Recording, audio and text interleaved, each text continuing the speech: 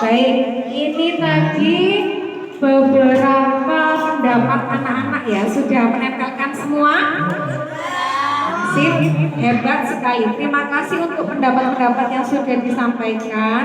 Nah, dari pendapat-pendapat ini bisa kita ambil satu nilai yang bisa kita yakini bersama.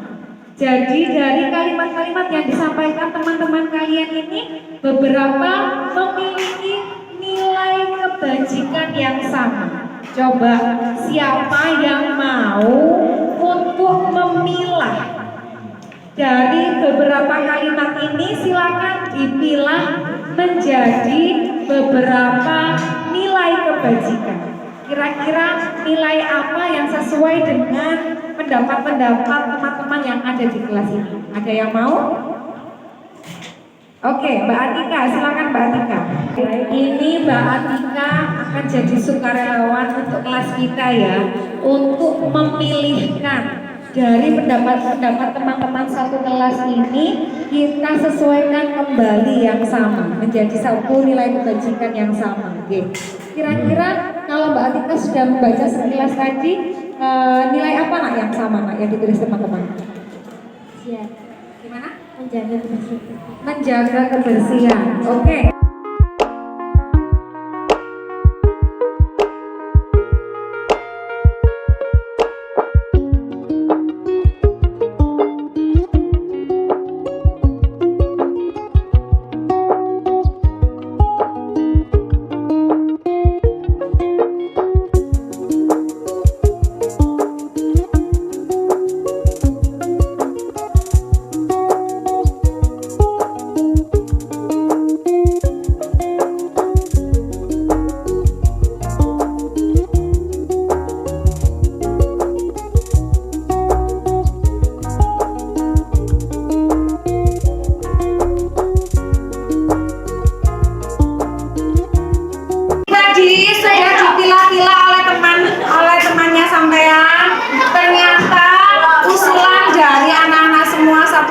Ini memiliki nilai kebajikan yang sama.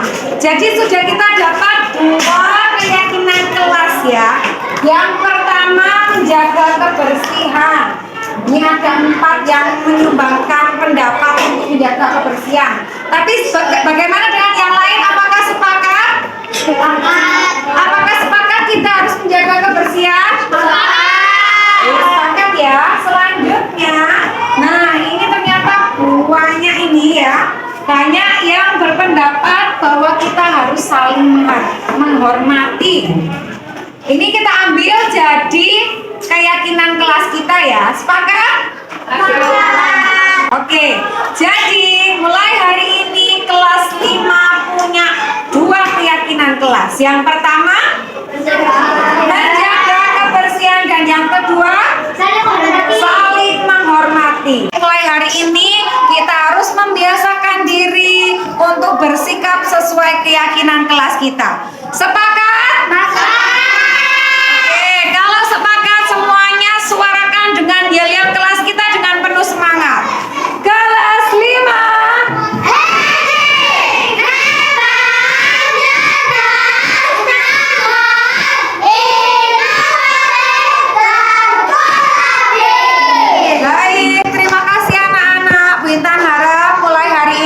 Kita semua harus saling menghormati dan juga menjaga kebersihan kelas kita. Sip?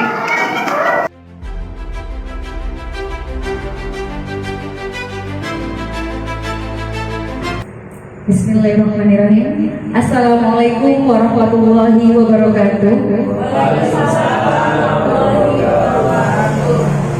Selamat siang, salam bahagia dan sehat selalu untuk Bapak Ibu Dewan Guru SDN Pondok Bintang 1. Terima kasih banyak atas ketersediaan jenengan ada di ruangan ini dalam rangka diseminasi aksi nyata kami modul 1.4. Dan Bapak Ibu yang kami hormati, pada hari ini kami akan mendiseminasikan apa yang pernah kami pelajari selama di pendidikan program guru penggerak. Kami berdiri di sini di depan panjenengan sedoyo bukan berarti kami ini yang paling pintar, bukan. Kami juga di sini tidak ingin bermaksud untuk menggurui jenengan sedoyo, tapi kami ingin berbagi pengalaman kami ketika belajar di pendidikan program guru penggerak. Kebetulan rezeki kami bisa tergabung terlebih dahulu. Semoga nantinya makin banyak lagi Bapak Ibu guru yang bisa tergabung di pendidikan program guru penggerak. Baik, untuk penyampaian pertama akan disampaikan oleh Pak Imam Sultan. Kami persilakan Pak Imam.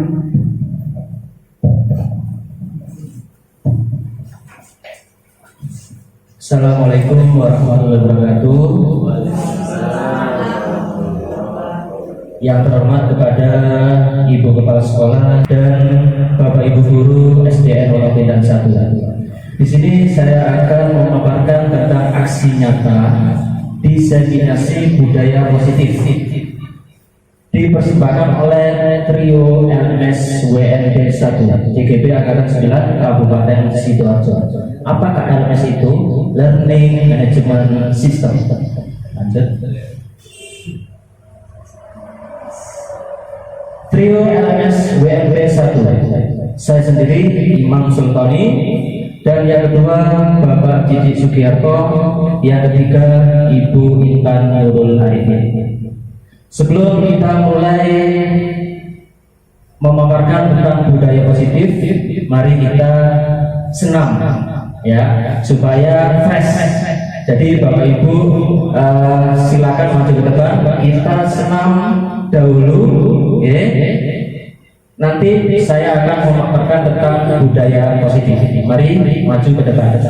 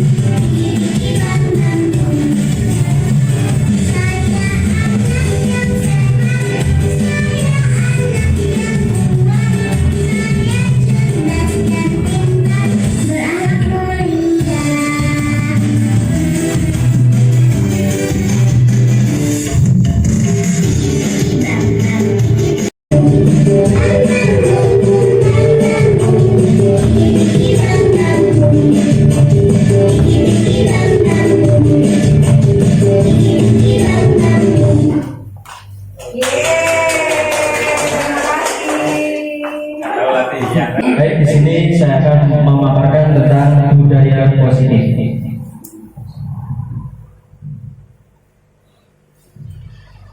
Budaya positif, di sini ada konsep inti budaya positif.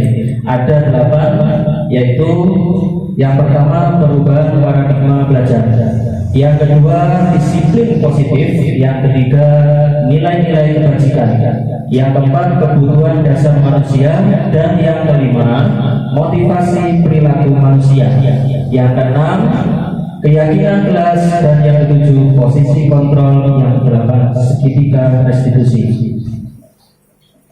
Disiplin positif dan nilai-nilai kebajikan universal. Pembelajaran dengan paradigma baru. Di sini pembelajaran paradigma baru. Di situ ada pembelajaran berdiferensiasi, pembelajaran ke siswa apa ke guru. Ada yang menanggapi tentang pembelajaran berdiferensiasi.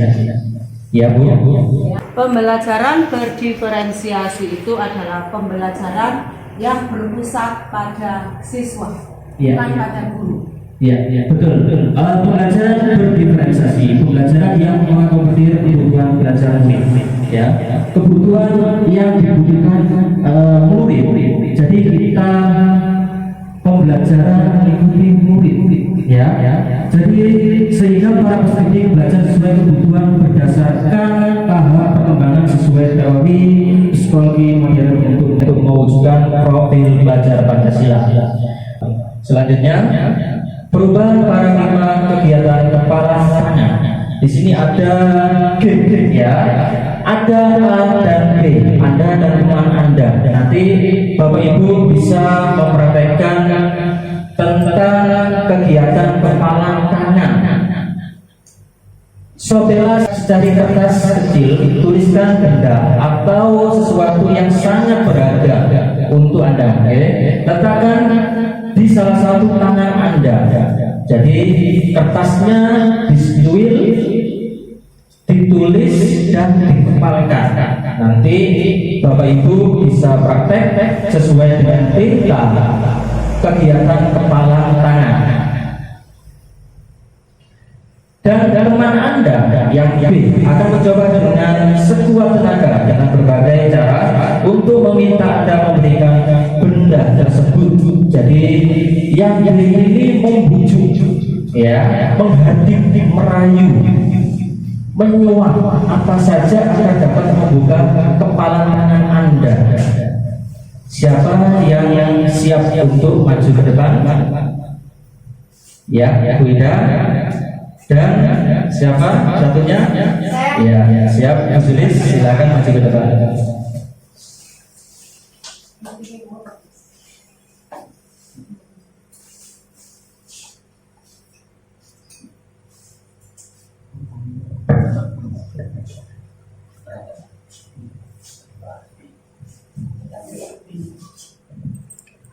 Nah, Bu Ida selaku yang A, temannya yang B ini Bu Sulis.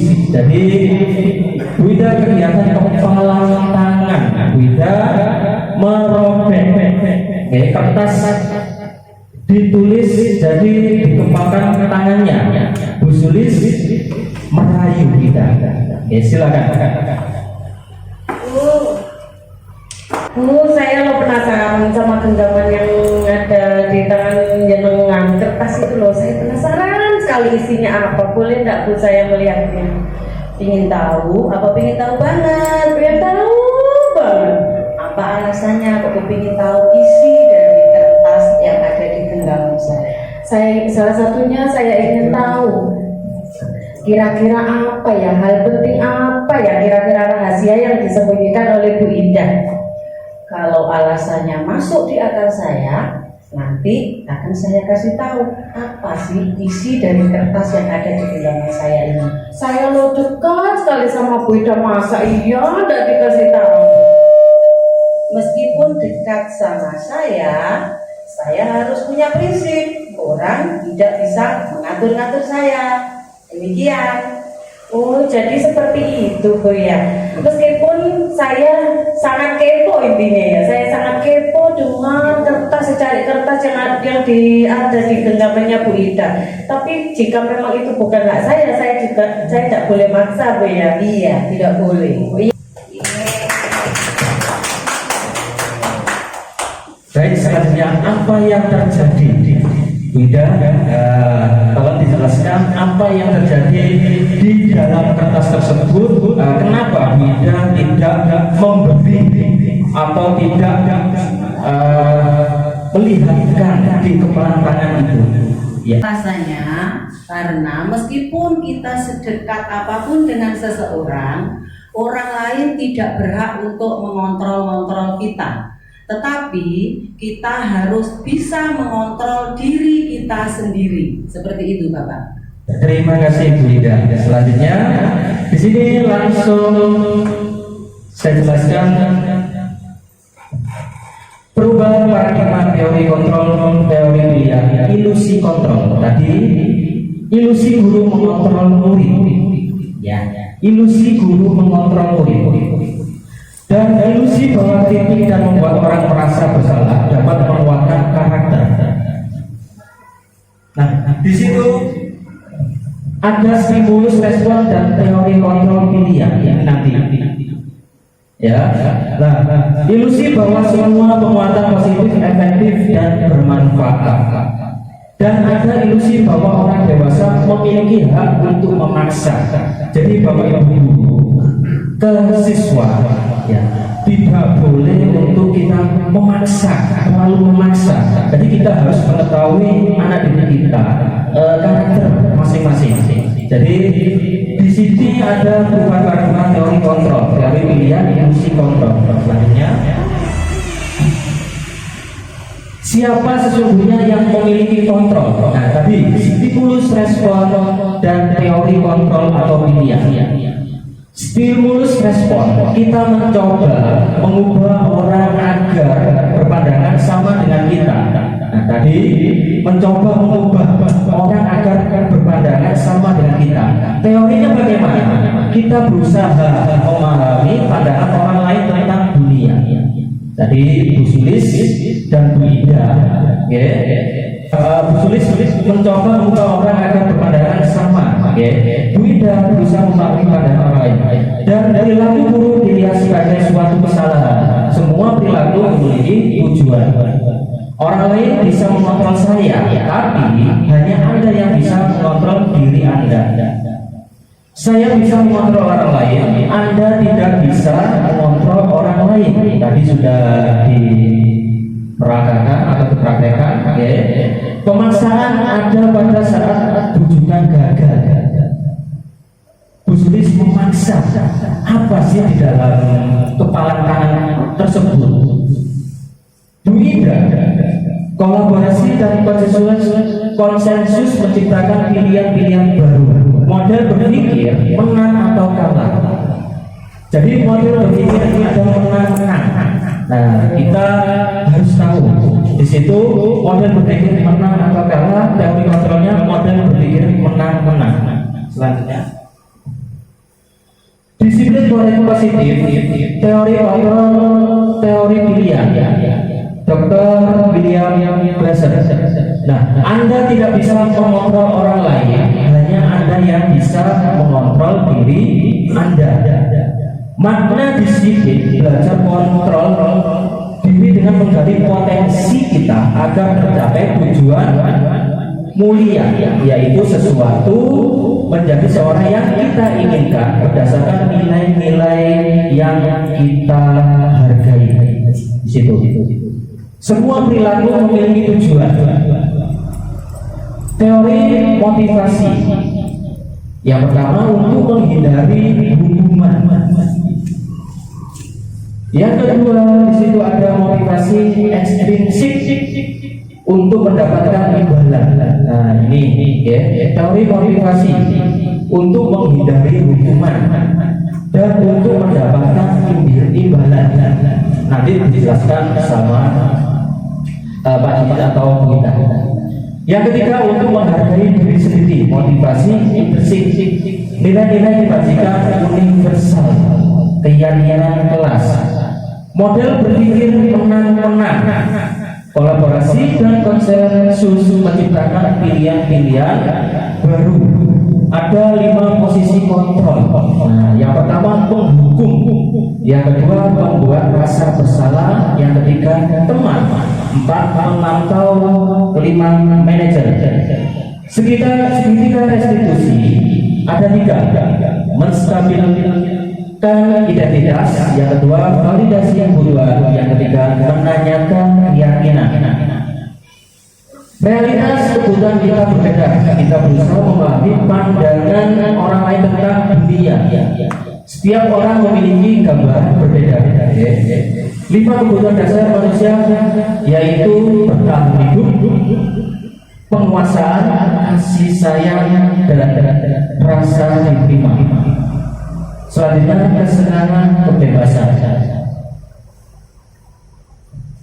Apakah makna disiplin? Berasal dari bahasa Latin disiplina, yang artinya belajar.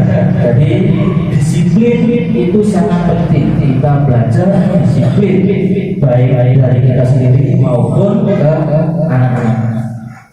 Makna asal dari kata ini berkonotasi dengan disiplin diri dari murid-murid Socrates dan Plato. Disiplin diri membuat orang menggali potensi menuju sebuah tujuan apa yang dia hargai. Namun dalam budaya kita, makna kata disiplin telah berubah menjadi sesuatu yang dilakukan seseorang pada orang lain untuk mendapatkan kepatuhan. Kecenderungan umum adalah menghubungkan kata disiplin dengan ketidaknyamanan, bukan dengan apa yang kita hargai atau pencapaian suatu tujuan mulia. Jadi disiplin kembali lagi sangat penting. Ya. Aturan sekolah kita harus siap. Aturan kelas kita harus, anak-anak harus siap juga. Jadi semua aturan yang ada di sekolah kita harus siap. Disiplin. Nilai-nilai kebajikan universal. Nilai-nilai kebajikan adalah sifat-sifat positif manusia yang merupakan tujuan mulia yang ingin dicapai setiap individu. Nilai-nilai tersebut bersifat universal dan lintas bahasa, suku, bahasa, agama maupun latar belakang. Yang pertama, setiap perilaku perbuatan memiliki suatu tujuan. Selanjutnya, dengan mengaitkan nilai-nilai kebajikan yang diyakini seseorang, maka motivasi intrinsiknya akan terbangun. Ini nilai-nilai kebajikan universal, sehingga menggerakkan motivasi dari dalam untuk dapat mencapai tujuan mulia yang diinginkan. Nilai-nilai kebajikan yang ingin dicapai oleh setiap anak Indonesia kita kenal dengan profil pelajar Pancasila. Tadi sudah saya jelaskan tentang profil pelajar Pancasila: beriman, bertakwa kepada Tuhan Yang Maha Esa, dan berakhlak mulia, mandiri, bernalar kritis, berpendapat global, bergotong royong, kreatif.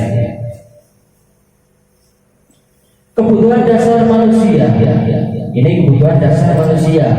Segala sesuatu yang kita lakukan untuk mendapatkan apa yang kita inginkan, seluruh tindakan yang kita lakukan memiliki tujuan. Jadi kita memiliki tujuan sesuai dengan kebutuhan dasar manusia, dan semua usaha terbaik yang kita lakukan adalah dalam rangka agar kebutuhan dasar kita terpenuhi dengan baik. Nah, ini ada 5 kebutuhan dasar manusia. Paling penting bertahan hidup. Ya. Bertahan hidup harus ada makanan, pakaian, tempat tinggal, keamanan, kesehatan. Ini sangat penting. Kita bertahan hidup harus ada makanan, pakaian, tempat tinggal, keamanan, kesehatan. Yang paling utama kesehatan. Kasih sayang dan rasa diterima. Rasa diterima dipedulikan, berbagi, kerjasama menjadi bagian dalam kelompok. Kasih sayang, kita bekerjasama menjadi bagian dalam kelompok.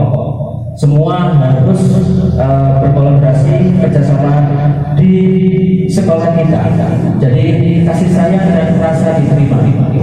Penguasaan, harga diri, keinginan untuk dianggap memimpin, berprestasi, diakui, didengar. Penguasaan. Jadi kita menginginkan untuk berprestasi. Anak kita dididik untuk berprestasi. Kita harus mengakui siswa yang kita berprestasi atau yang menjadi juara, bahwa siswa itu berprestasi di juara apa, bisa bola voli, bisa cerdas cermat, bisa dalam macam-macam. Kebebasan mandiri memiliki pemilihan, mencoba hal baru, mampu mengendalikan karena dirinya. Jadi kita harus mampu mengendalikan karena dirinya. Kebebasan, kita harus mandiri, memiliki pilihan. Jadi tidak boleh tidak mempunyai pilihan. Kesenangan, nah ini kesenangan bermain, humor, antusiasme, tertawa. Jadi kita harus senang, bisa bermain, bercanda bersama anak-anak, bersama teman sejawat ini untuk supaya kita tidak terlalu terfokus hal yang tidak kita lakukan. Selanjutnya, motivasi perilaku manusia langsung bersama Bu Intan Nurul-Arifin. Terima kasih. Terima kasih Pak Imas atas kesempatannya. Selanjutnya apa sudah ngantuk Bapak Ibu? Mulai Baik, sebelum kita lanjut ke materi saya, ini saya ada tes konsentrasi supaya Bapak Ibu lebih fresh dan lebih konsentrasi lagi. Ketika saya bilang bu, semuanya tepuk di dada. Bu, seperti itu ya. Kemudian snap, ketik jari. Iya, oke. Clap, kalau clap, tos sama temannya. Coba biar nggak ngantuk, oke? Coba. Ketika saya bilang bu di tangan, snap, ketik jari, clap, tepuk teman. Oke, pelan-pelan ya. Bu, snap, clap, bu, snap, clap, snap, boom, snap, clap. Oke, kita pakai musik ya. Coba silakan berdiri semua di tempatnya masing-masing, nggak apa-apa. Tahan dulu Pak, di pause dulu. Oke, berdiri di tempatnya masing-masing. Silakan cari pasangan, atau boleh tepuknya boleh ke kanan, boleh ke kiri deh. Nanti klapnya ke temannya ya.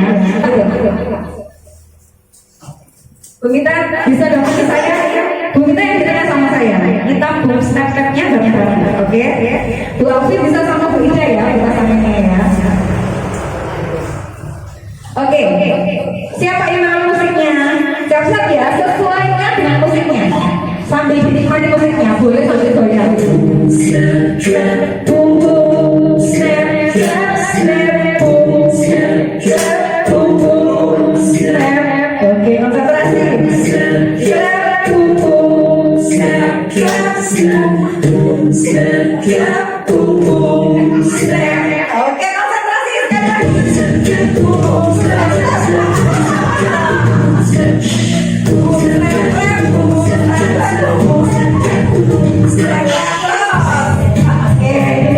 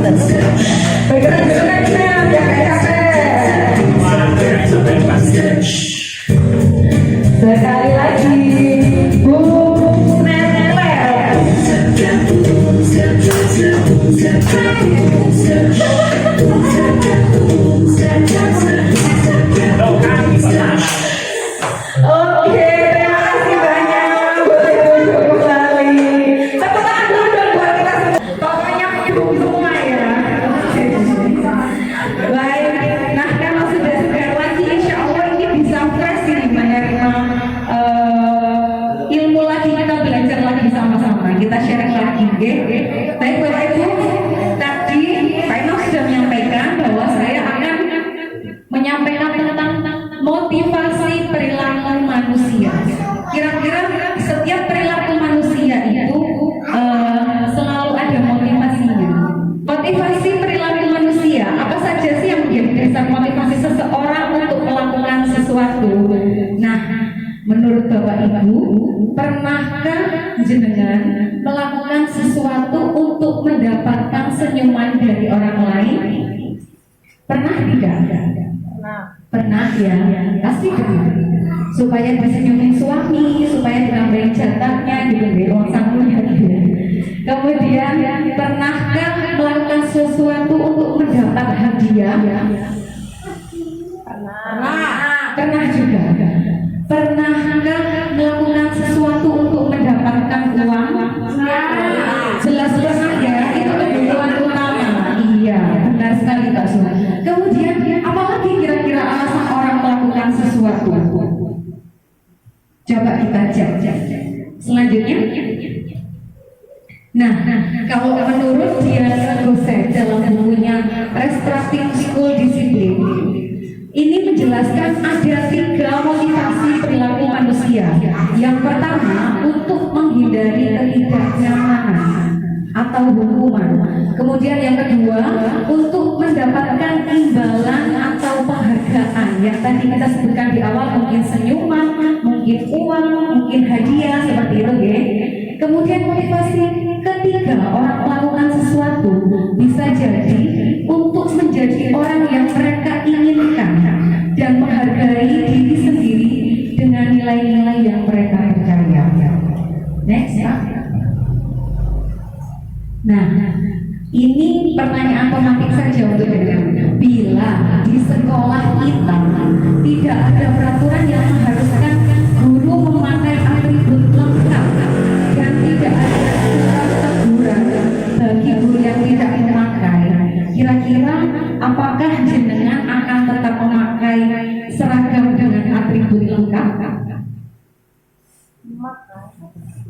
Memakai tetap. Oke. Next Pak. Kalau tadi jawabnya jenengan meskipun ada aturan atau tidak, ada hukuman atau tidak, katanya Pak jenengan tadi saya akan tetap memakai seragam dengan atribut lengkap gitu. Kira-kira kalau jawaban yang jenengan jawab tadi sesuai motivasi yang mana? Yang pertama tadi untuk menghindari hukuman, atau yang kedua untuk mendapatkan imbalan atau penghargaan, atau yang ketiga karena sesuai dengan nilai diri yang Anda yakini? Sesuai ketiga, sesuai yang kita yakini ya. Karena memang dalam berseragam saya harus beratribut lengkap seperti itu gitu.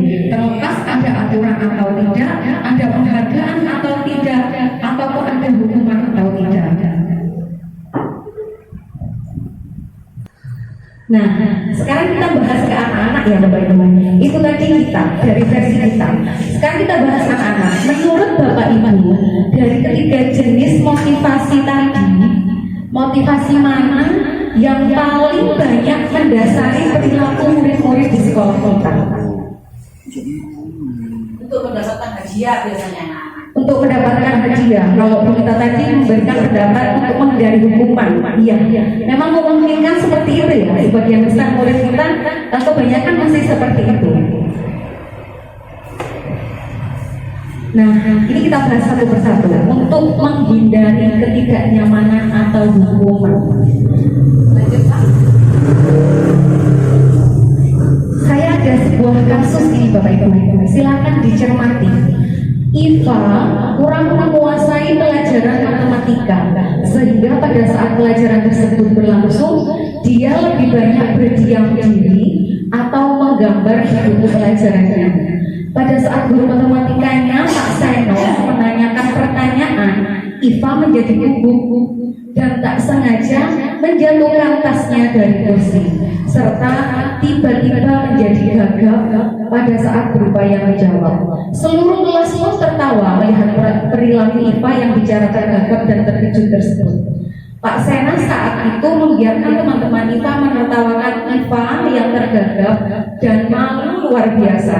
Malahan minta Iva untuk maju ke depan dan berdiri di depan kelas sambil menunjuk hidungnya karena tidak bisa menjawab pertanyaan Pak Seno.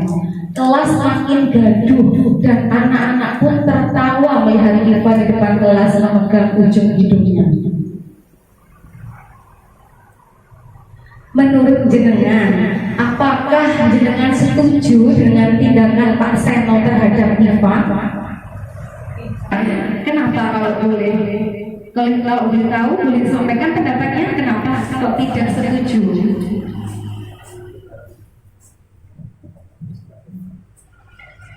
Mohon izin dijawab apabila ada kekurangan mohon ditambahi. Karena kurikulum merdeka harusnya, karena di sini kurikulum merdeka guru tidak boleh menjatuhkan mental anak. Karena dalam pembelajaran di kelas harus pembelajaran yang bisa memotivasi anak, sehingga anak yang tidak konsentrasi belajar karena dia sukanya menggambar, guru mengalihkan dengan model pembelajaran yang bisa menarik siswa agar tidak tertarik lagi menggambar tapi berfokus pada pelajaran. Terima kasih. Baik, terima kasih Bu Gita, luar biasa sekali jawabannya. Itu tadi kita tidak setuju ya, karena dalam kurikulum kita harus memotivasi anak supaya bagaimana caranya supaya tertarik. Nah, menurut jenengan, tindakan Pak Seno tadi apakah sebuah hukuman atau konsekuensi? Masih bingung? Kita coba next ke slide selanjutnya. Hukuman kalau udah baik dalam menjalankan peraturan ataupun keyakinan kelas atau sekolah. Bila mana ada suatu pelanggaran, tentu ada hal yang harus terjadi juga ketika ada pelanggaran. Begitu ya, sepakat ya. Kemudian, tapi yang perlu kita tinjau kembali adalah tindakan penegakan peraturan atau keyakinan kelas atau sekolah kita selama ini. Tindakan terhadap suatu pelanggaran pada umumnya berbentuk hukuman atau konsekuensi. Nah, kita kira-kira di tahap mana tindakan kita selama ini? Tindakan kita selama ini terhadap pelanggarannya anak-anak apakah sebagai hukuman ataukah sebagai konsekuensi? Mari kita simak sama-sama. Kalau hukuman ini biasanya bersifat tidak terencana atau tiba-tiba. Kemudian hukuman juga bersifat satu arah, jadi hanya dari guru saja yang menentukan. Kemudian bisa berupa fisik maupun psikis melalui suatu perbuatan atau kata-kata seperti yang dilakukan oleh Pak Seno tadi. Kalau menurut Pak Budi itu memang hukuman, gitu. Selanjutnya, konsekuensi itu bagaimana sih? Konsekuensi ini sudah diketahui sebelumnya oleh murid, kemudian sudah terencana atau sudah disepakati. Iya benar, disepakati. Jadi sebelum kita menentukan konsekuensi, kita sudah sepakat dulu dengan anaknya. Makanya tidak tiba-tiba seperti hukuman tadi. Kemudian berdasarkan suatu data yang umumnya dapat diukur. Maksudnya seperti ini, ketika seorang anak melakukan kesalahan, kita sesuai kesepakatan kita berapa kali melakukan kesalahan untuk menerima konsekuensi itu. Jika sudah 3 kali, maka dia harus melakukan konsekuensi seperti itu. Nah, sekarang kita coba tes penerapan pemahaman tentang hukuman dan juga konsekuensi Bapak Ibu. Di meja Bapak Ibu sudah ada kertas hijau dan putih, benar? Saya punya beberapa pertanyaan. Jika menurut Bapak Ibu itu adalah hukuman, silakan angkat kertas putih. Jika menurut Bapak Ibu itu adalah sebuah konsekuensi, silakan angkat kertas hijau. Ngerti nggih? Oke, kita coba. Mencatat 100 kali di dalam buku kalimat. Saya mencatat 100 kali sebuah kalimat di dalam buku, gitu ya. Saya tidak akan terlambat lagi. Ini termasuk hukuman atau konsekuensi? Silakan diangkat. Oke, Pak Huri ragu ini. Tunggu teman dulu ya. sudah disepakati dalam kelas, maka jadi konsekuensi. Ya. Oke. Kalau belum disepakati, jadi Belum, mantap sekali. Oke, luar biasa. Oke, kita cek dulu ya. Berarti ilustrasinya kurang jelas ya Bu Ria. Oke, kita cek dulu. Konsekuensi. Itu tadi ceritanya, wah belum jelas ini bintang, belum kita sepakati apa enggak tahu. Oke, kita coba soal selanjutnya. Lari mengelilingi lapangan basket 2 kali karena terlambat hadir di sekolah. hukuman. Oke, ada yang putih. Hukuman. Oke, putih Pak Sumasih ragu. Tadi yang dipegang hanya satu kata ini berarti tentang hukuman dan konsekuensi. Pokoknya kalau sudah disepakati itu konsekuensi, kalau belum berarti hukuman. Kita juga harus melihat dari jenis lain Pak. Ya, sekiranya itu membuat anak untuk bertanggung jawab itu juga sebuah konsekuensi. Sekiranya hanya berupa hukuman fisik yang tidak ada kebertanggungjawabannya atas kesalahannya, itu berarti termasuk hukuman. Coba kita cek. Benarkah? Jawabannya benar? Oke, hukuman. Luar biasa. Hebat semua ini ya berarti ya. Selanjutnya, soal ketiga. Semoga tidak ada yang ragu lagi nih. Membersihkan coretan yang dibuatnya di meja tulis. Membersihkan. Oke, dengan penuh keyakinan sekarang sudah hijau semua ya. Konsekuensi, coba kita cek. Yeay, hebat semua. Tepuk tangan dulu dong. Luar biasa. Selanjutnya, ada lagi Pak Iwan? Masih ada lagi. Murid diminta untuk push up 15 kali karena tidak menggunakan masker ke sekolah. Oke, luar biasa semuanya dengan yakin angkat kertas putih artinya hukuman. Survei membuktikan benar sekali. Lanjut, Pak Iman, masih ada menggantikan kertas tugas teman yang telah dicoret-coret.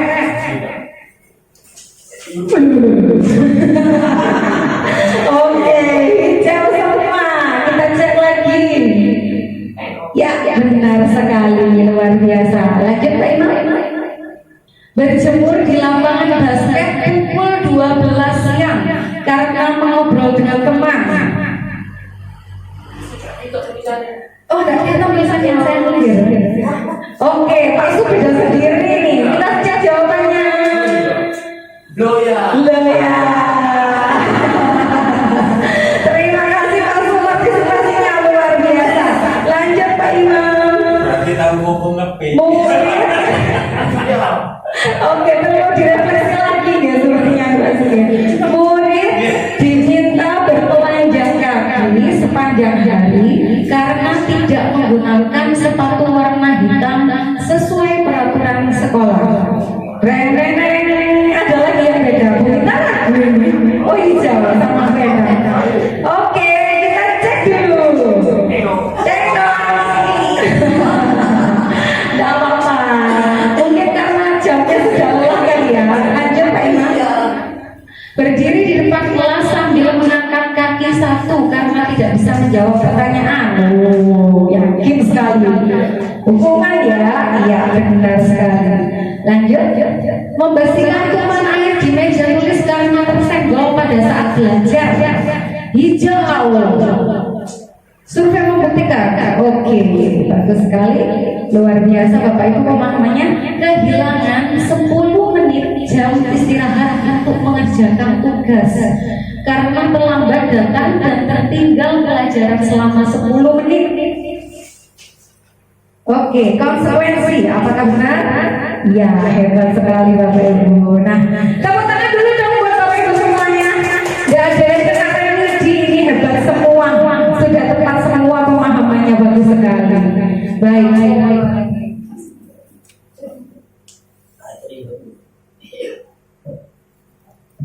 Baik, itu tadi berarti Bapak Ibu sudah paham betul tentang perbedaan hukuman dan juga konsekuensi ya. Nah, sekarang saya punya ilustrasi kasus yang kedua. Ini tentang ceritanya Bu Anas ini. Ibu Anas, guru kelas 2 SD, mendapatkan masalah. Murid-muridnya tidak bisa tertib berdiri antri di depan pintu kelas dan selalu berebutan masuk ke dalam kelas setelah jam istirahat usai. Tentunya sangat mengganggu proses pembelajaran, di mana kelas tidak dapat dimulai tepat waktu karena Ibu Anas sibuk menenangkan murid-muridnya untuk waktu yang cukup lama. Akhirnya, Bu Anas berpikir cepat dan mengandalkan stiker bintang. Setiap murid-muridnya akan masuk kelas usai jam istirahat, Bu Anas akan mengiming-imingi muridnya dengan stiker bintang. Sebagian besar murid-muridnya menyambut tantangan tersebut dan langsung berdiri rapi di depan pintu agar mendapatkan stiker bintang. Hal ini terus dilakukan Bu Anas selama beberapa minggu karena cukup berhasil membuat murid-muridnya berdiri rapi antri di depan pintu. Baik, selanjutnya Pak Imam. Nah, berdasarkan kasus tadi, teori motivasi yang mana yang sesuai? Yang kedua, apa tadi yang kedua Bapak Ibu? Betul sekali, mendapatkan hadiah. Teori motivasi yang digunakan Bu Anas untuk memantik murid-muridnya adalah teori yang kedua, ya, untuk mendapatkan hadiah. Lanjut Pak Imam. Ya. Ini dia jawabannya, benar sekali. Teori yang kedua untuk mendapatkan imbalan atau penghargaan dari orang lain. Nah, tapi Bapak Ibu, ini pesan bijak dari seseorang, bukan saya. Pesan bijak dari seseorang. Seperti ini katanya. Saat kita berulang kali menjanjikan hadiah kepada anak-anak agar berperilaku tanggung jawab, atau kepada seorang murid agar mempelajari sesuatu yang baru, atau kepada seorang karyawan agar melakukan pekerjaan yang berkualitas, kita sedang berasumsi mereka tidak dapat melakukannya atau mereka tidak akan memilih untuk melakukannya. Leres sama Bapak. Kalau kita mengiming-iming sesuatu kepada seseorang, berarti kita sudah punya pendapat dia tidak akan melakukan itu, dan dia intinya tidak mau melakukan itu. Jadi kita takut dengan itu, tidak mampu, berarti kita sudah meremehkan dia karena tidak mampu dan tidak mau seperti tadi. Selanjutnya, nah, oleh karena itu reward ini yang mungkin tampaknya bagi kita bagus, tapi ada beberapa efek sampingnya. Dihukum oleh penghargaan. Gimana ya maksudnya dihukum oleh penghargaan? Yang pertama, pengaruh jangka pendek dan jangka panjangnya. Penghargaan ini efektif jika kita menginginkan seseorang melakukan sesuatu yang kita inginkan, tapi jangka waktunya hanya pendek saja. Seperti yang dilakukan Bu Anas tadi, ketika Bu Anas tidak masuk dan tidak menerapkan stiker bintang karena diajar oleh guru lain, maka motivasi anak-anak hilang, anak-anak berebut lagi, seperti itu. Kemudian jika kita menggunakan penghargaan lagi dan lagi, maka orang tersebut akan bergantung pada penghargaan yang diberikan, serta kehilangan motivasi dari dalam. Leres ya Bapak Ibu. Jadinya bekerja karena ada penghargaan. Kalau ada penghargaan nggak mau bekerja. Kemudian jika kita mendapatkan penghargaan untuk melakukan sesuatu yang baik, maka selain kita senantiasa berharap mendapatkan penghargaan tersebut lagi, kita pun menjadi tidak menyadari tindakan baik yang kita lakukan. Jadi karena kita melakukan sesuatu ada penghargaan, kita tidak sadar kalau kita sudah melakukan hal baik karena orientasi kita ingin mendapatkan penghargaan itu. Seperti itu maksudnya. Kemudian yang kedua, penghargaan bisa merusak hubungan. Wah, separah itu ternyata nih. Penghargaan bisa merusak hubungan. Gimana dia maksudnya? Ketika seorang diberi penghargaan atau dipuji di depan orang banyak, maka yang lain akan merasa iri. Ada kemungkinan demikian? Dan sebagian dari mereka akan tidak menyukai orang yang diberikan penghargaan tersebut. Jika seorang guru sering memberikan penghargaan kepada murid-muridnya, besar kemungkinan murid-muridnya termotivasi hanya untuk menyenangkan gurunya. Mereka tidak akan bersikap jujur kepada kepada gurunya. Kemudian penghargaan bisa menciptakan persaingan di dalam kelas, dan persaingan bisa menciptakan kecemasan. Leres buatan kalau persaingan bisa menciptakan kecemasan.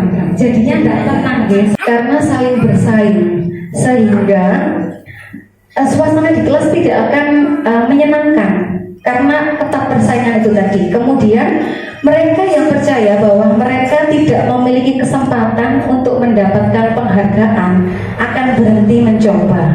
Jadi anak-anak yang merasa, wah aku gak ngararis iso oleh reward, jadi dia akan berhenti mencoba, dia akan menyerah, seperti itu. Kemudian penghargaan bisa menurunkan kualitas juga ternyata. Pengamatan dilakukan pada sekelompok mahasiswa yang sedang kerja praktik di sebuah surat kabar universitas. Saat itu mereka sedang belajar menuliskan sebuah artikel tentang sebuah judul berita utama. Seiring waktu, mahasiswa tersebut semakin mampu bekerja dengan cepat.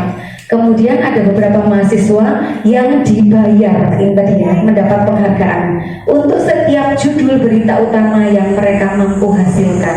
Dan setelah beberapa lama, mahasiswa yang dibayar ini hasil kinerjanya berhenti berkembang. Mereka yang tidak menerima bayaran terus berupaya mengasah diri menjadi lebih baik. Masuk akal ya? Karena ada bayaran itu tadi, mereka itu orientasinya semakin banyak judul yang saya buat, semakin banyak bayarannya, tapi kualitas artikelnya menurun, seperti itu. Kemudian penghargaan mematikan kreativitas. Murid-murid diminta berpikir mengenai hadiah atau penghargaan yang bisa mereka dapatkan bila berhasil menulis sebuah puisi. Kreativitas kelompok murid-murid ini menjadi berkurang dibandingkan dengan yang tidak diberitahukan tentang hadiah yang bisa mereka terima. Nah, ini seperti tadi, karena orientasinya pengen mendapat hadiah, jadi orang itu biasanya terlalu sepanang ingin mendapatkan hal itu, menurunkan kualitasnya, menurunkan kreativitasnya. Penghargaan menghukum, ini yang paling seram ya. Kenapa penghargaan kok disebut menghukum? Penghargaan menghukum mereka yang tidak mendapatkan penghargaan. Jadi mereka yang tidak mendapatkan penghargaan ini serasa mendapatkan hukuman. Misalnya dalam sistem ranking ini, jadi anak-anak yang tidak dapat ranking ini maka menjadi anak-anak yang gagal perasaannya. Mereka merasa dihukum karena tidak dapat ranking, seperti itu. Memberikan penghargaan dan hukuman sebenarnya adalah hal yang sama, karena keduanya mencoba mengendalikan perilaku seseorang. Padahal pada dasarnya seseorang tidak suka dikendalikan dalam jangka waktu yang lama. Akhirnya penghargaan akan terlihat sebagai hukuman. Seperti itu, menakutkannya sebuah penghargaan dalam jangka panjang. Baik, nah yang paling baik dari ketiga motivasi yang ini ya Bapak Ibu ya. Dari ketiga motivasi perilaku yang paling baik, nilainya paling baik tingkatannya adalah motivasi perilaku dari nilai-nilai yang mereka yakini. Nah, nilai-nilai yang diyakini anak-anak inilah yang harus terus kita pantik, kita gali untuk kita tumbuhkan menjadi motivasi intrinsik mereka dalam proses pembelajaran. Nilai-nilai yang baik itu sudah sepatutnya kita menjadikan nilai keyakinan yang terus dipegang oleh anak-anak nanti. Nah, sekarang kita bahas tentang nilai keyakinan. Membahas tentang nilai keyakinan, kedepannya kami harapkan kita memiliki keyakinan kelas dan juga keyakinan sekolah. Mengapa tidak peraturan saja? Mengapa harus keyakinan kelas? Nah, untuk memantik hal tersebut, kenapa bukan peraturan? Kenapa kok keyakinan kelas saja? Saya ingin tanya satu hal ini. Mengapa kita memiliki peraturan harus menggunakan helm bila mengendarai kendaraan roda 2? Kenapa kita kok harus pakai helm kalau berkendara? Apa ini? Pripun? Kenapa kok gak pakai topi saja? Apa fungsinya helm ketika proses berkendara? Peraturan. Fungsinya apa? Kenapa kita harus harus pakai helm saat berkendara? Untuk melindungi kepala, supaya apa kepalanya? Terselamatkan, benar sekali. Maka kita harus memakai helm supaya selamat ya. Nah, yang bisa kita ambil dari peraturan itu adalah nilai keselamatan. Nah, untuk mendukung motivasi intrinsik, kembali ke nilai-nilai keyakinan yang lebih menggerakkan seseorang dibandingkan hanya mengikuti serangkaian peraturan-peraturan. Kegiatan pendalaman keyakinan kelas, Bapak Ibu bisa mendalami keyakinan kelas dengan tabel T dan juga tabel Y. Ini misalnya di sini ada nilai keyakinan, nilai hormat, nilai bekerja, dan juga nilai diterima dan dimiliki, seperti itu. Bagaimana pendalaman keyakinan kelasnya? Bisa kita dalami dengan tabel T dan tabel Y. Ini contohnya saya ambil nilai hormat ya, nilai keyakinan kelas yaitu nilai hormat. Jadi kita harus saling menghormati dengan orang lain. Bisa kita gali dengan tabel T dengan cara hormat, nilai hormat itu tampak seperti apa? Ini contohnya datang tepat waktu, artinya kita menghormati orang lain, menyapa teman, mengembalikan barang teman yang telah dipinjam dan mengucapkan terima kasih. Nah, kegiatan-kegiatan seperti itu telah menunjukkan nilai hormat. Kemudian tidak tampak seperti sering hadir terlambat, tak acuh kepada teman. Dapat juga kita gali dengan tabel Y, dengan menggali apa yang terdengar, apa yang terlihat, dan juga bagaimana perilakunya. Bagaimana apa yang terdengar dari nilai hormat yang diyakini anak-anak. Seperti ini contohnya. Kalau anak-anak sudah memiliki nilai keyakinan saling menghormati, maka yang terdengar adalah, yuk saya bantu, kita bisa menyelesaikan ini bersama-sama.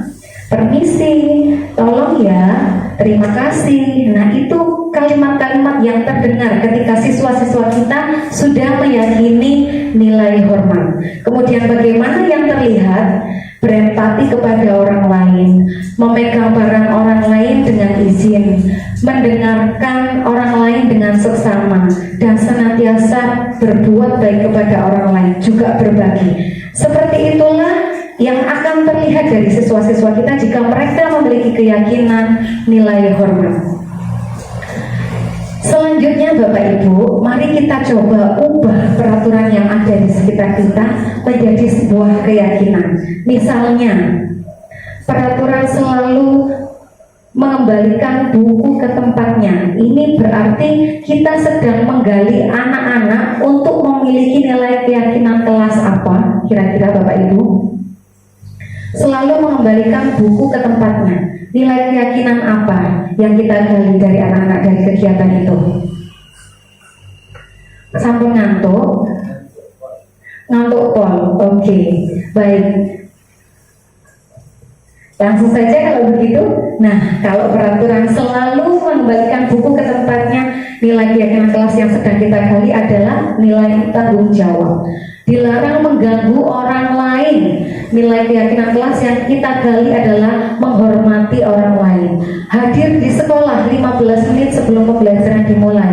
Ini juga kita sedang menggali atau menerapkan nilai keyakinan kelas tentang saling menghormati dan juga nilai berkomitmen dan juga yang sebagainya. Baik, selanjutnya tentang nilai keyakinan kelas itu nanti akan diapakan dan seperti apa akan disampaikan oleh Pak Cici Sugiarto. Silakan Pak Cici.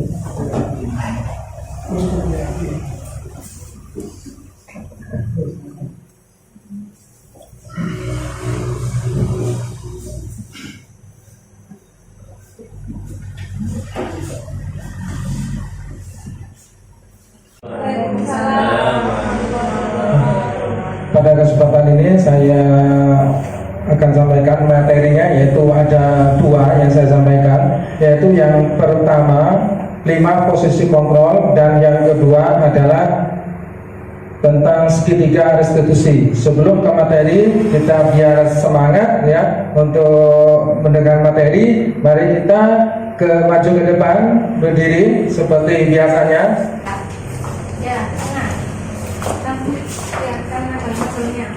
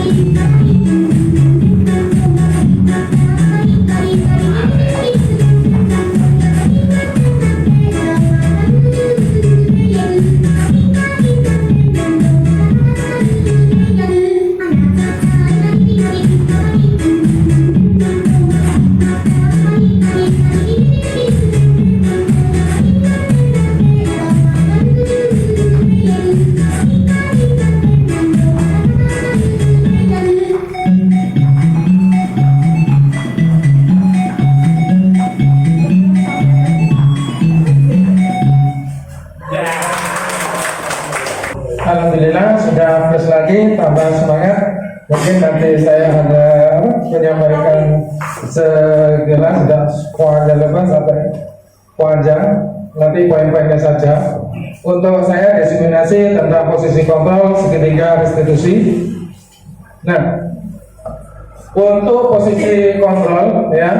Nah, ada restitusi adalah proses perjalanan seorang pendidik agar dapat mengenali dirinya.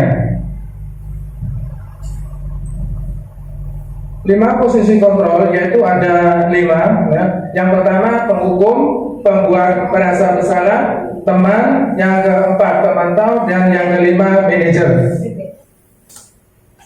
Untuk yang posisi penghukum, guru berbuat, contohnya menghardik, menunjuk-nunjuk, menyakiti, atau menyindir. Terus guru berkata, kalau kamu tidak melakukannya, awas ya, rasakan. Hasil memberontak, menyalahkan orang lain, atau berbohong.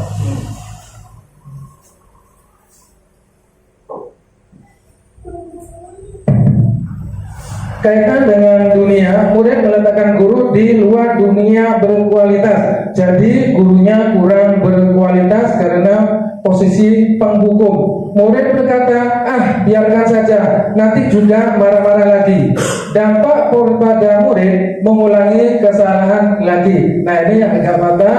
Murid sudah dikasih pencerahan atau diberi hukuman tapi mengulangi lagi. Yang kedua, posisi pembuat merasa bersalah. Guru berbuat, yaitu berceramah, mengatakan seharusnya ibu kecewa. Guru berkata, kamu seharusnya sudah tahu, ibu lelah sekali mengatakannya. Hasil menyembunyikan, menyangkal, atau berbohong. Kaitan dengan dunia, murid meletakkan guru di dalam dunia berkualitas. Nah, ini masih mendingan daripada posisi menghukum tadi. Terus yang ketiga, yaitu sebagai teman. Terus sebagai teman, guru berbuat, membuat alasan-alasan untuk muridnya. Guru berkata, ayolah lakukan demi ibu. Masa sih kamu tidak mau? Ibu pernah membantu kamu. Hasil yaitu ketergantungan. Kaitan dengan dunia, murid meletakkan guru sangat penting dunia berkualitas. Murid berkata, saya pikir bapak ibu teman saya, ternyata begitu. Dampak pada murid lemah, tidak mandiri, dan ketergantungan. Untuk yang posisi keempat yaitu pemantau, guru berbuat, menghitung, dan mengukur. Guru berkata, apa peraturannya? Hasilnya menyesuaikan diri bila diawasi. Kaitan dengan dunia, murid meletakkan dunia peraturan dan hukum di dunia berkualitas. Murid berkata, berapa banyak bintang yang saya harus peroleh, atau berapa banyak atau berapa halaman harus yang saya tulis. Dampak pada murid, sanksi atau hadiah untuk dirinya. Untuk posisi yang keenam, yang terakhir yaitu manajer, guru berbuat, mengajukan pertanyaan. Guru berkata, apa yang kita yakini, apa yang harus diperbaiki untuk masalah ini. Hasil menguatkan pribadi. Kaitan dengan dunia, murid meletakkan sebagai individu positif di dunia berkualitas. Murid berkata, bagaimana caranya saya bisa memperbaiki keadaan ini? Dampak pada murid mengevaluasi diri, bagaimana cara memperbaiki diri. Ini untuk manajer. Mari kita perhatikan video untuk posisi penghukum. Ini masalah Karen. Naren, sini kamu. Selamat pagi, Bu. Selalu terlambat. Kamu deh, pasti terlambat. Maaf, Bu. Saya Apa? Apa coba? Alasan kamu apa lagi? Kapan sih kamu tidak terlambat? Malas sekali ya kamu jadi anak. saya Dasar pemalas. Gak kapok-kapok sih kamu. Sudah berapa kali terlambat? Sana, kamu keliling lapangan basket 2 kali. Nah, itu adegan untuk posisi penghukum. Ada posisi penghukum yaitu menghadir seperti tadi, menunjuk-nunjuk, berkaca pinggang atau membentak, hukuman verbal atau fisik. Dampak posisi penghukum yaitu murid menjadi pendendam. Yang kedua, tidak menyukai guru atau mata pelajaran yang diampu. Ya. Untuk yang posisi yang kedua, silakan simak videonya.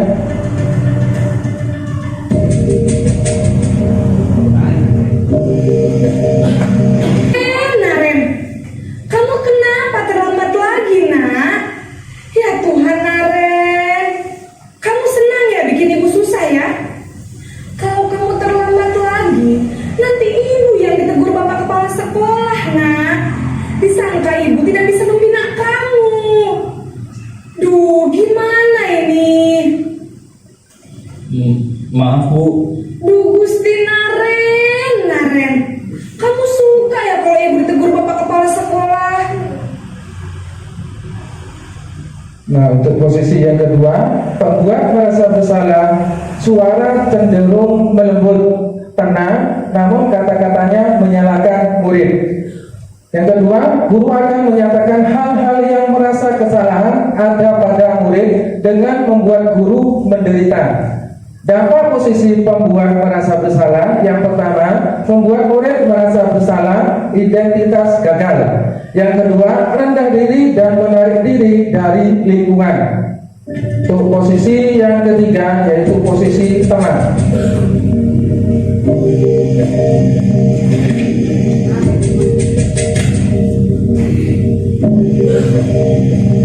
Naren,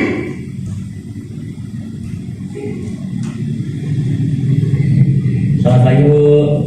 wah, sudah jam berapa ini, nak? Terlambat lagi ya, sayang. Iya Bu, habis ibu saya lupa bangunkan saya Bu. Kamu malah menyalahkan ibu kamu. Kamu bukannya anak yang larinya paling kencang. Kok terlambat sih? Iya Bu, saya memang terlambat bangun tadi. Jadi biarpun saya lari kencang, tetap gak kekejar Bu. Ya sudah sana. Nanti lain kali larinya lebih kencang lagi ya. Nah, sebagai posisi teman, suara guru akan ramah, yaitu lebih lembut dari yang tadi. Yang kedua, cenderung bersenda gurau untuk menghangatkan suasana. Jadi kalian seolah-olah tidak takut lagi karena sebagai teman. Untuk dampak posisi teman, yang pertama, murid akan bergantung kepada satu orang, faktor ketergantungan. Yang kedua, murid tidak mandiri dan tidak bisa berpikir untuk diri sendiri. Yang posisi keempat yaitu posisi pemantau.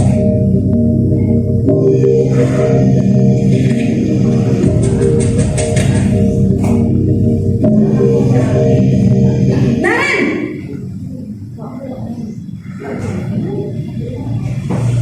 Selamat pagi Bu. Naren, apa peraturan sekolah kita tentang jam berapa kita harus masuk sekolah, nak? Kita harus di sekolah jam 7 Bu. Iya betul, sekarang sudah jam 7.20. Naren sudah tahu konsekuensinya jika terlambat hadir. Paham Bu, saya harus tinggal kelas pas jam istirahat selama 20 menit. Iya benar, konsekuensinya demikian. Jadi nanti jam 9.30 pas istirahat, kamu harus tinggal di kelas, kerjakan tugas tambahan untuk ketertinggalan kamu, ya? Untuk yang keempat, posisi pemantau. Yang pertama, seorang pemantau akan bersuara datar, tidak emosional, tidak bersenda gurau ataupun menggunakan suara tinggi. Yang kedua, tercipta identitas diri positif atau berhasil. Yang ketiga, pemantau perlu senantiasa memantau. Pada saat murid diberikan sanksi, maka guru pun harus selalu mengawasi. Ini pemantau biasanya murid yang tidak mengerjakan tugas, ini bahasanya pada waktu istirahat disuruh mengerjakan. Nah, di sana posisi pemantaunya. Contoh dapat posisi pemantau yaitu murid akan menghitung konsekuensi dan hadiah tanpa memahami sepenuhnya nilai kebajikan yang dituju. Yang kedua, tidak sepenuhnya mandiri. Posisi yang kelima, manajer.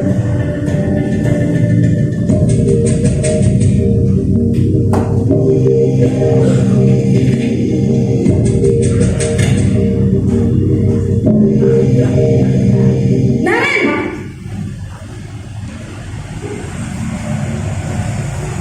Selamat pagi Bu. selamat pagi Naren. Maaf Bu, saya terlambat. Iya, sekolah masuknya jam 7, sekarang sudah jam 7.20. Jadi sekarang bagaimana ini Naren? Maaf Bu, saya lupa setel alarm saya semalam. Baiklah, menurut kamu, keyakinan sekolah yang mana yang perlu kamu tingkatkan? Menghargai diri sendiri dan orang lain mungkin ya Bu. Setuju. Jadi, apakah Naren meyakini prinsip saling menghormati tersebut? Iya Bu, saya meyakininya. Untuk yang posisi manajer, seorang manajer netral, tidak emosional, tidak terlalu ramah, dan tidak bernada tinggi. Tercipta identitas positif atau berhasil, guru akan dengan tulus mengajukan pertanyaan-pertanyaan bermakna agar membuka pikiran murid. Guru membimbing murid untuk memecahkan masalahnya secara mandiri. Dampak posisi manajer yaitu yang pertama, murid mandiri, yang kedua, percaya diri dan dapat memecahkan masalah. Nah, menurut posisi 5 posisi pokok tadi, yang untuk guru biasanya itu yang sering, yang paling bagus itu manajer. Saya ingin bertanya kepada Bapak Ibu guru sebagai sampel saja, ya. Menurut Bapak Ibu guru yang dialami sendiri itu yang seperti apa? Kalau saya sendiri penghukum, jujur, saya sering kadang kalau penghukum, ya, pemantau juga, ya, manajer juga, ya. Untuk Bapak Ibu guru mungkin ada perwakilan satu guru, siapa mungkin?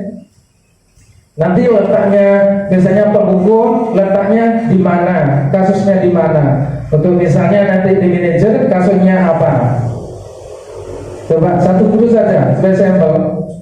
Oke? Tulis sampel. Udah apa? Yang dialami sendiri, mungkin posisi kontrol guru yang di 5 tadi yang pernah dialami. Yang pernah dialami. Tidak apa-apa. Yang pernah dialami. Yang pernah dialami, yang sudah pernah dialami, ya.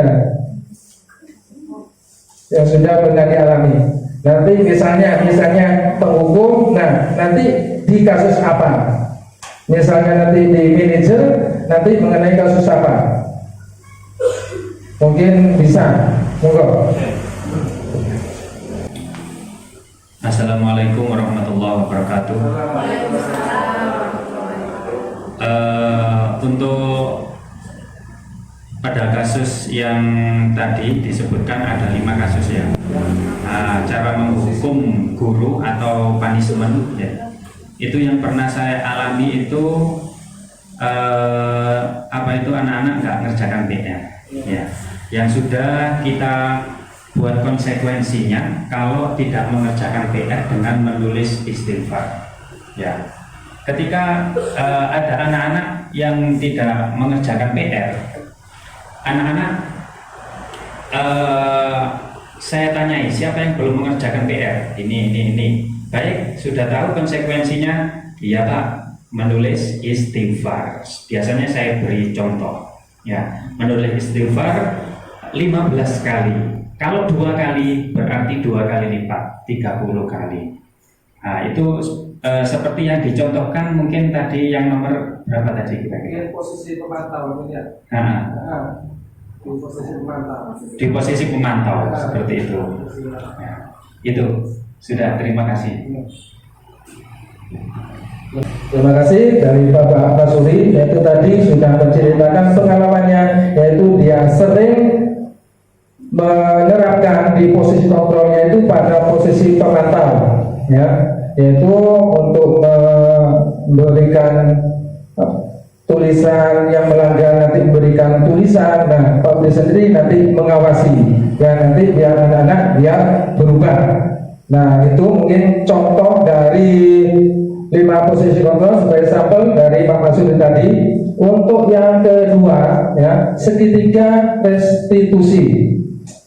Nah, segitiga restitusi yaitu ada 3, menstabilkan identitas. Yang kedua yaitu validasi tindakan salah. Yang ketiga, menanyakan keyakinan. Pengertian dari restitusi adalah proses menciptakan kondisi bagi murid untuk memperbaiki kesalahan mereka, sehingga mereka bisa kembali pada kelompok mereka dengan karakter yang kuat. Restitusi bukan untuk menebus kesalahan. Restitusi adalah sebuah tawaran dan bukan paksaan. Restitusi fokus pada solusi dan dapat mengembalikan murid yang berbuat salah pada kelompoknya. Nah, ini segitiga restitusi, menstabilkan identitas, validasi tindakan yang salah. Yang ketiga, menanyakan keyakinan. Nah, ini biasanya berhubungan dengan posisi manajer. Posisi manajer biasanya menerapkan segitiga restitusi. Nah, yang pertama, menstabilkan identitas. Ada perkataan dari guru, contohnya misalnya, berbuat salah itu hal yang manusiawi. Tidak ada manusia yang sempurna. Bapak Ibu juga pernah berbuat salah, ya. Kita pasti bisa menyelesaikan permasalahan ini.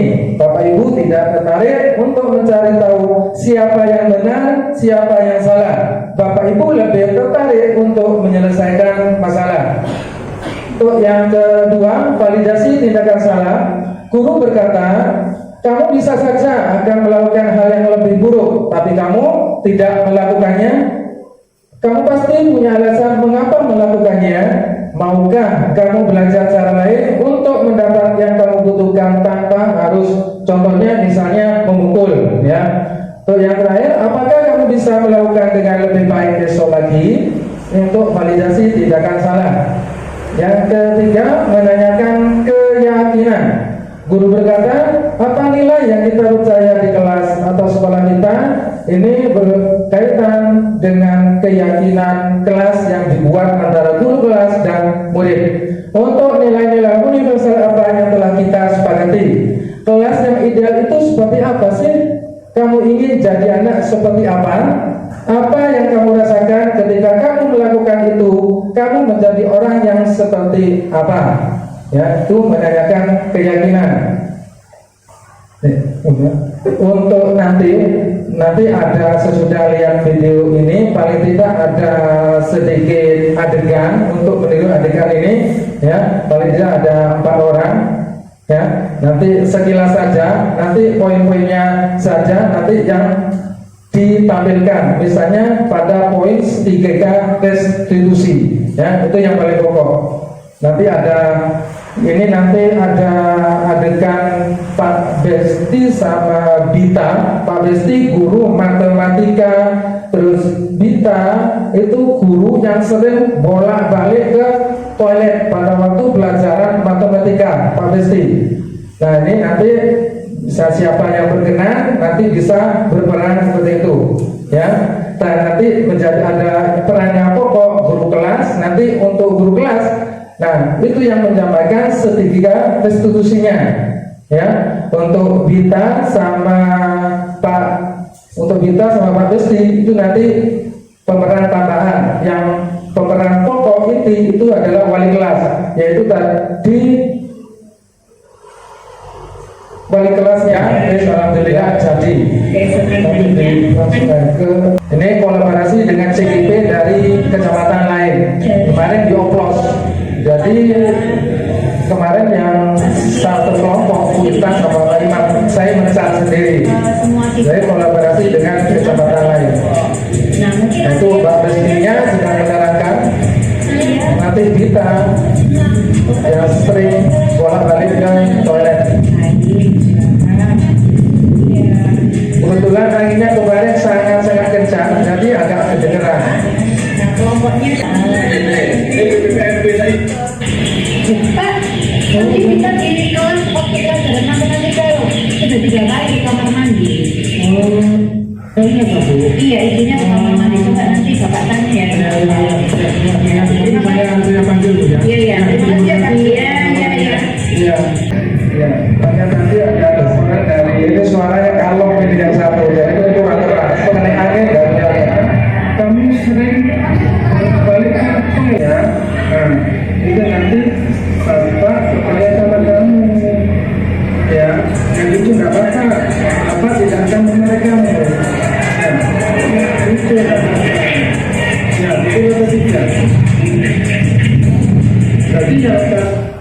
Yang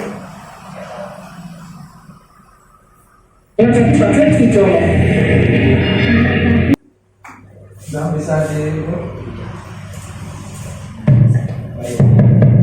Sudah bisa dipahami ya segitiga itu tadi yang pas saya sama murid tadi. Enggak sih bersedia persiapan nanti katut 11 nanti balik kelas. Ini murid nanti kita. Bisa, kamu kenapa nak? Kok pada saat pembelajaran matematika sering izin ke kamar mandi? Saya lagi sembelit, Bu. Ayo, sembelit beneran apa bohong? Beneran, Bu, masa saya bohong? Jujur saja sama Bu Guru, enggak apa-apa kok. Jujur itu lebih baik daripada kamu berbohong. Beneran sembelit atau takut pelajaran matematika? Kalau secara jujur saya ya bohong, Bu. Penyebabnya seperti itu, nah tidak boleh diulangi lagi ya. Karena pembelajaran itu harus diikuti dengan baik-baik. Kalau kamu nggak bisa, lama-lama nanti pasti bisa. Semangat ya mengikuti pembelajaran matematika. Terima kasih Bu, saya janji mulai detik ini saya tidak akan mengulanginya kembali. Iya, semangat belajar di kelas, tidak boleh izin-izin ke toilet. Menyadari Bu bahwa saya telah tidak sesuai dengan keyakinan kelas yang telah disepakati antara ibu dan satu kelas. Saya menyadari bahwa sikap saya tidak menghormati guru kelas atau teman saya. Niat saya untuk bercanda sama teman-teman, ternyata itu tidak baik dilakukan. Maaf Bu ya. Iya sayang, tidak apa-apa. Untuk pembelajaran lain kali lebih semangat lagi belajar di kelas, dengarkan penjelasan guru, tidak boleh izin-izin keluar, supaya menyerap apa yang disampaikan oleh Bapak Ibu guru dalam pembelajaran di kelas.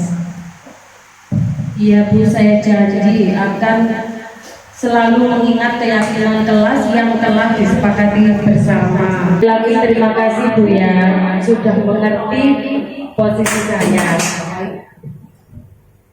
Sama-sama, semoga semangat ya belajarnya menjadi anak yang berprestasi. Terima kasih.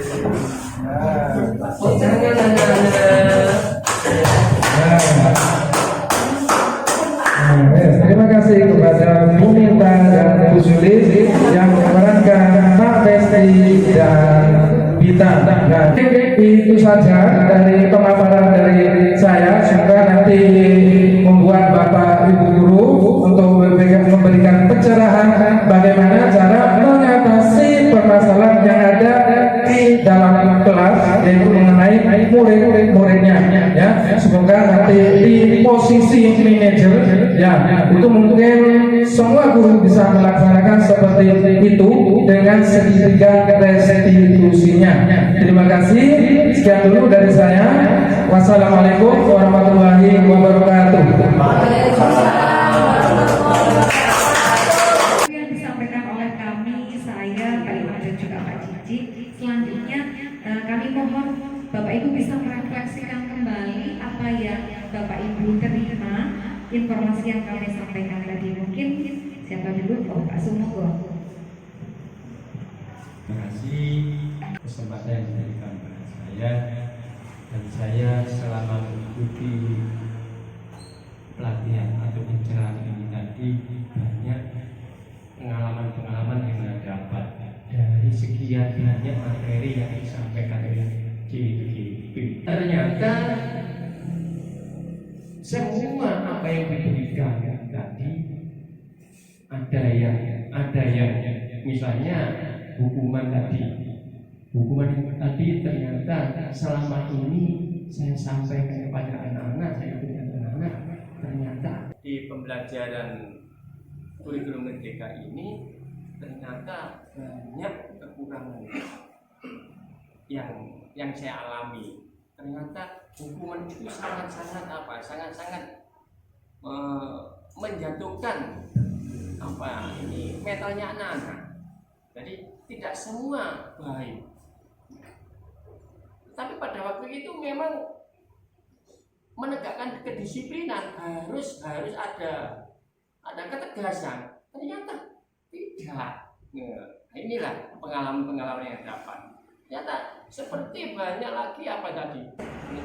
Jadi pengelolaan daripada itu. Nah, itu yang saya sampaikan. Mungkin yang Bapak dan Ibu guru yang lain bisa menyampaikan atau menambah. Terima kasih.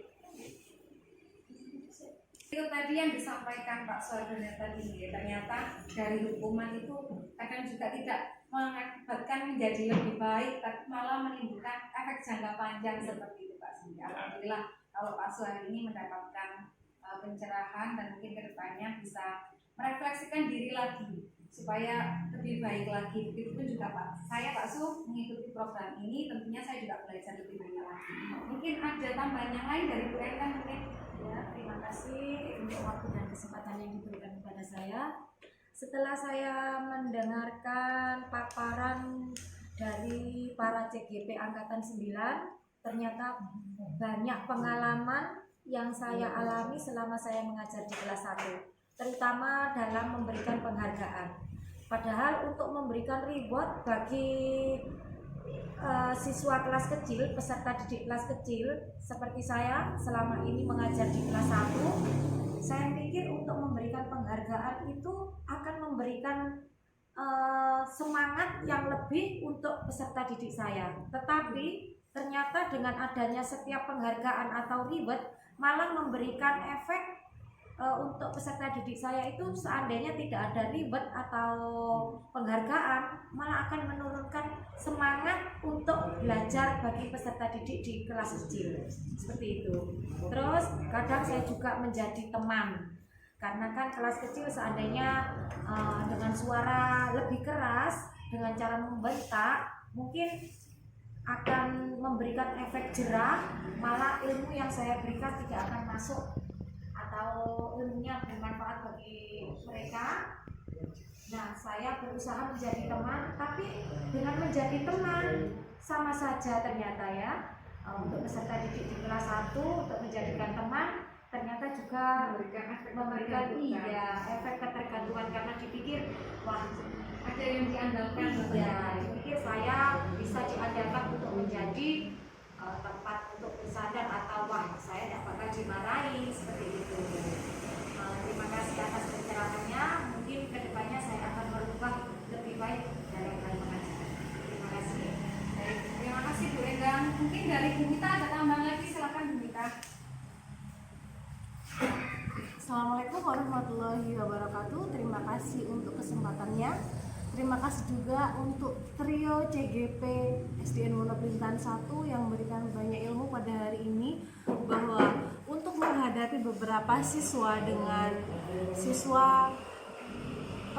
permasalahan siswa yang ada di kelas, maka kita harus menghadapinya dan mengantisipasi dengan kesepakatan kelas yang telah ditetapkan dan mengakui secara sadar dan terbuka ketika melakukan kesalahan. Siswa dan guru memberikan sebuah arahan bagaimana baiknya untuk menjadi siswa yang berprestasi di kelas. Terima kasih. Wassalamualaikum warahmatullahi wabarakatuh. Waalaikumsalam.